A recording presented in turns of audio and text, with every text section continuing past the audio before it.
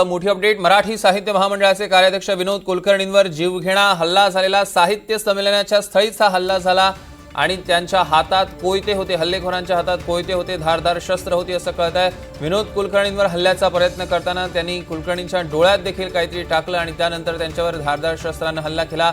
आता हे हल्ला करणारे हल्लेखोर कोण होते हे माहिती नाहीये, मात्र हे फुटेज आपल्या हाती लागलेलं आहे। ही दृश्य आपण आपल्या टेलिव्हिजन स्क्रीनवर बघतोय। मराठी साहित्य महामंडळाच्या कार्याध्यक्षांवरचा हा हल्ला आपल्या टेलिव्हिजन स्क्रीनवर आपण बघतोय। अशा पद्धतीने हल्ला करण्यात येतोय, त्यांच्या डोळ्यात काहीतरी टाकण्यात आले। ही थेट दृश्य आपण बघतोय। काही वेळापूर्वीची ही दृश्य आहेत। मराठी साहित्य महामंडळाचे कार्याध्यक्ष विनोद कुलकर्णींवर हा हल्ल्याचा प्रयत्न झालेला आहे।